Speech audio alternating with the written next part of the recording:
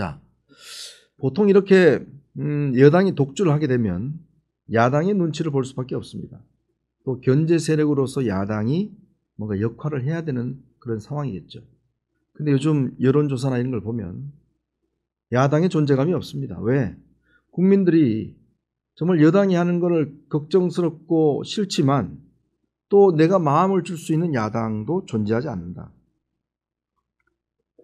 그래서 아예 무당층으로 넘어가는 분들이 많습니다. 아예 그냥 정당을 지지하지 않는다는 분들이 많아요. 자, 그런데 지금 국민의힘의 장동혁 체제가 들어선 이후에 어쨌건 국민의 신뢰를 받는 것이 가장 중요한 임무일 겁니다. 왜냐하면 야당이라는 게요, 싸울 수 있는 무기가 없습니다. 뭐 의석이 많아요. 아니면 뭐 다른 뭐 무슨 권한이 있습니까? 없습니다. 결국 오로지 있는 것은 국민의 신뢰와 지지밖에 없습니다. 그러면 뭐가 중요할 것 같습니다.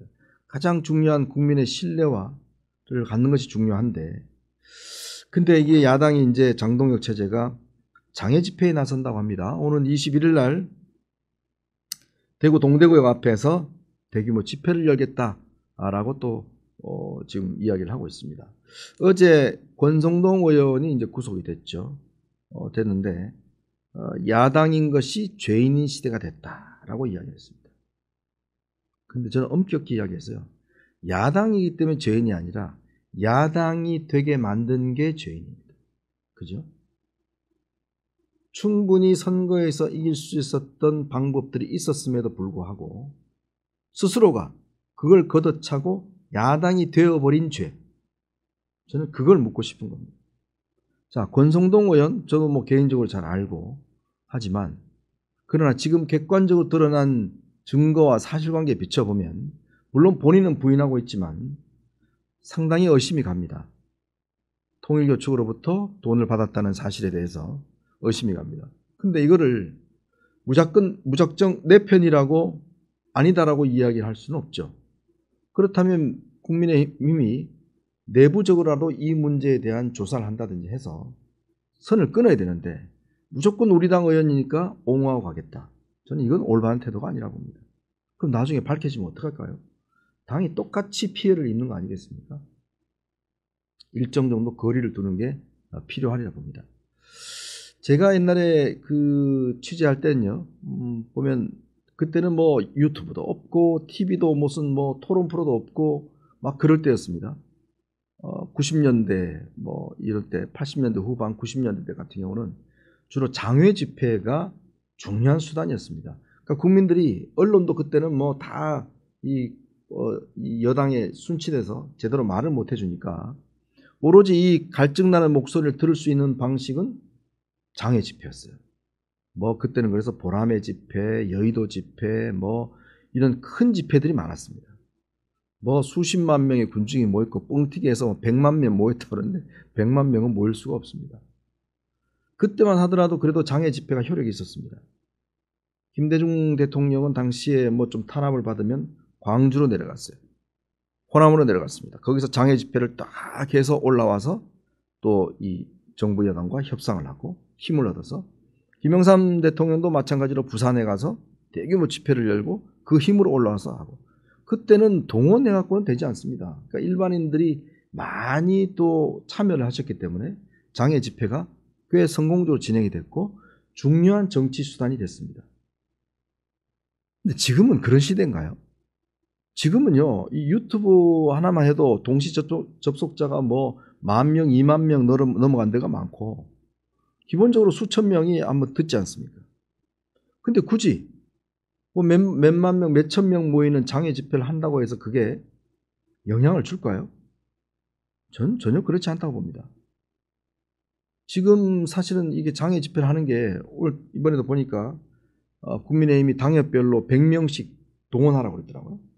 그거 동원하려면 버스 대절해야 되죠. 돈 들어가죠. 뭐 이런 거 있지 않습니까? 자, 이런 것들을 하게 되니까 굳이 이 성과가 나지 않습니다.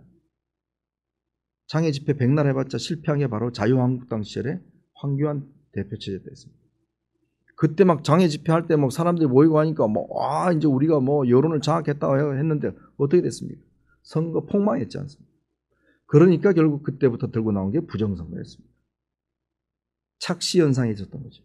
진짜 조용하게 있던 국민들의 여론을 살피지 않고 밖에 나왔던 수천 명의 사람들의 의견만 보고서 와, 우리가 여론을 장악했다 라고 해서 한 게 바로 패착이었습니다. 선거는 다 국민들 유권자 1인당 한 표를 갖고 있잖아요. 착각한 거죠. 그러니까 그거를 뭔가 커버하기 위해서 그때부터 계속 부정선거 주장하고 있습니다. 왜? 국민들의 민심을 얻지 못했는데 자기가 얻지 못했다 그러면 정당성이 없으니까 그 대신에 부정선거를 주장하는 거죠. 이거 부정선거예요. 자, 근데 문제는요. 이런 장애 집회는 한 번 나가기는 쉽지만 돌아오기는 쉽지가 않아요. 왜냐, 장애 집회라는 게 나가서 성과가 있어야 돌아오고 명분이 있어야 되는데 지금 9월 정기국회가 시작되잖아요. 그럼 야당의 어떤 판인데 이때 지금 의원들 전부 다 이 장애 집회 동원한다고 해서 이게 제대로 되겠습니까? 그러니까 생각이 없는 지금 투쟁을 하니까 결국 장애 투쟁이라는 방법밖에 못 쓰는 겁니다. 어떻게 하든지 국민의 신뢰를 얻기 위한 다른 방법이 많음에도 불구하고 결국 이런 방식으로 하다 보니까 결국 효과가 없는 겁니다. 그럼 대구는 뭐 당 국회의원들이 다 국민의힘에 좀 모이겠죠? 그럼 수도권은 모일까요? 모여봤자 얼마 모이겠습니까? 정강훈 목사 맨날 토요일마다 되면 집회하는데 한 10,000명 정도 되는데 이 10,000명 모여봐서 무슨 영향을 주겠습니까? 없습니다. 그것보다는 진짜 국민의 목소리를 제대로 듣고 반성하고 신뢰를 받아야 되는데 근데 이 참 장동혁 대표는 태생적 한계가 분명한 것 같습니다. 왜냐하면 결국 본인이 이 윤어게인 부정선거 이거 주장하시는 분들의 강력한 지지를 받고 등장한 체제이기 때문에 거기를 벗어나기가 어려울 것 같습니다. 심지어는요. 요즘 패널 인증제를 한다고 해요. 그래서 요즘 대변인단 인사를 했는데 기존 대변인 이외에 미디어 대변인이라는 것을 신설했습니다. 저는 정말 듣다 제가 정치만 한 30년 넘게 이제 취재를 하고 있는데요. 처음 들어본 미디어 대변인이라는 걸 만들었어요. 이게 뭐냐면 인증 패널이라는 거죠. 장동혁 대표가 이야기하는. 즉 이재명 장동혁 대표 본인의 주장과 똑같은 주장을 하는 패널들만 방송에 출연시키겠다. 근데 방송이 마음대로 출연시켜 줍니까? 안 합니다. 그건 방송국의 권한이에요. 방송국에서 알아서 하는 거지. 그거를 인증 패널이니까 이거 인증해 쓰세요. 말도 안 되는 소리 하고 있죠. 그리고 이거 자체를 만든다는 것 자체의 발상이 잘못된 겁니다. 왜? 아니 자기 생각이 다 옳아요? 장 대표 자기 생각이 다 그냥 진리예요? 그거야말로 독선 아닌가요? 자기 생각이 틀릴 수도 있고 당의 생각이 틀릴 수도 있잖아요. 그럼 그건 대변인들이 발표하게 해요, 당에서. 근데 토론은 다른 겁니다. 그리고 그거 주장한다고 국민들이 나와서 하는 사람들이 앵무새같이 떠들어대면 그 프로그램을 사람들이 시청하겠냐고요? 안 합니다. 그러니까 이게 참 웃긴 게 저렇게 민주당의 비민주성을 비판하면서 스스로가 또 비민주적인 정당이 되어버려요. 세상 어느 천지에 인증 패널이라는 게 있습니까? 그러니까 많은 사람들이 지금 이 문제에 대한 비판을 하고 있습니다. 김근식 위원장이라든지 한동훈 전 대표라든지 또 김용태 의원조차도 뭔가 민주당을 이기려면 민주당보다 비교 우위가 있어야 돼요. 근데 문제는 뭐냐면 민주당을 똑같이 따라하겠다는 거예요. 우리 개딸 똑같이 따라하고 김어준처럼 똑같이 하고 그러면 영원히 따라잡을 수 없습니다. 여러분 기술도요.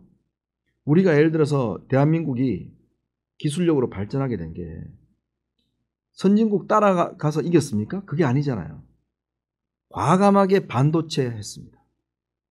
야 무슨 대한민국에서 반도체야. 그런 조롱을 할 때 이병철 회장은 반도체를 시작했습니다. 자 정재용 회장께서는 조선소가 하나도 없는데 동전에 있는 거북선 그 지폐에 있는 거북선 사진 들고 저 그리스 가서 수주부터 해왔어요. 무슨 대한민국이 무슨 배를 만들어, 실력도 없는 나라가. 근데 그걸 했어요. 왜? 그런 의지가 있었기 때문에. 즉 다른 사람을 따라가는 팔로우는 절대 이길 수가 없습니다. 우리가 예를 들어서 민주당 하는 것처럼 똑같이 한다?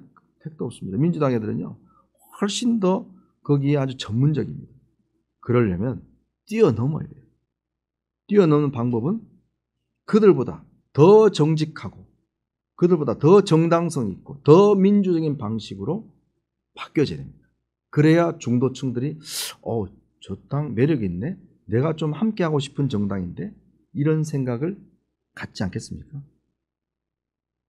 그래야지 말이 민주당을 뒤엎 따라갈 수 있는, 역전할 수 있는 계기가 될 수 있겠죠. 자, 이런 팔로워 전략 갖고는 택도 없습니다.